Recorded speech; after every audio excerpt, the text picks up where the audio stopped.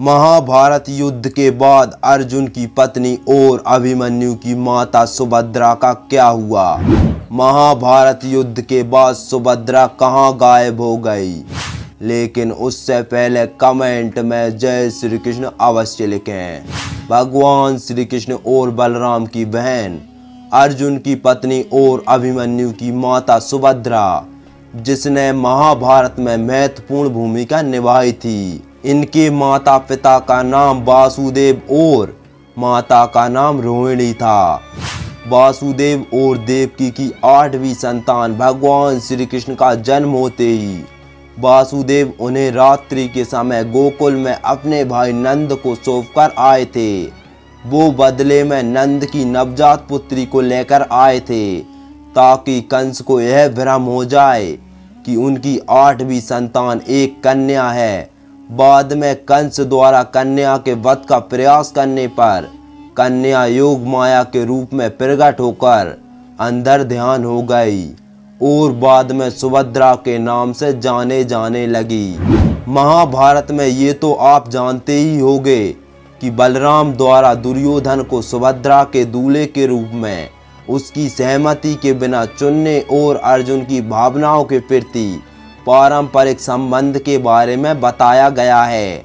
जब सुभद्रा को पता चला कि उनका विवाह दुर्योधन से होगा, ऐसे में भगवान श्री कृष्ण के कहने पर अर्जुन सुभद्रा के साथ वहां से भाग जाते हैं। यह खबर मिलने के बाद कि सुभद्रा अर्जुन के साथ भाग गई है, उसे रथ पर सवार देखकर बलराम और अन्य यादव इस बात से नाराज थे और अर्जुन का पीछा करने का फैसला करते हैं, जिन्होंने उन्हें सफलतापूर्वक रोक भी लिया।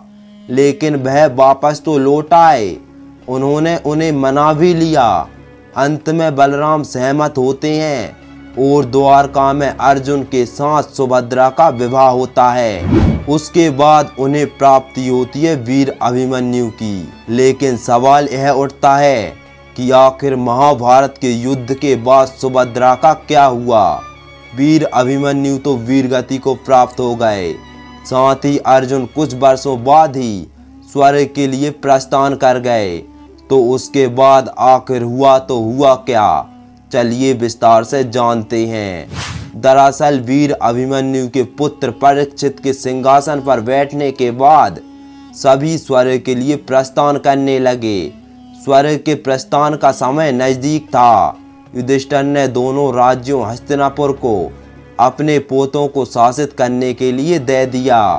महाभारत महाकाव्य में सुभद्रा की मृत्यु कैसे हुई, इस बात का प्रमाण तो नहीं मिलता, लेकिन ऐसा माना जाता है कि जब पांडव द्रौपदी समेत स्वर्ग की तरफ प्रस्थान करने गए थे, तब सुभद्रा और उनकी बहू यानी उत्तरा अपना शेष जीवन बिताने के लिए जंगल में चले गए थे।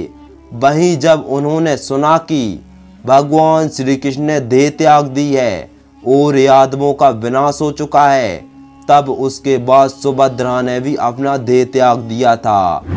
तो अगर आपसे कोई पूछे कि महाभारत के बाद सुभद्रा का क्या हुआ, तो आप उन्हें यह वीडियो अवश्य दिखाइएगा और देखते रहिए इनक्रीज माइंड।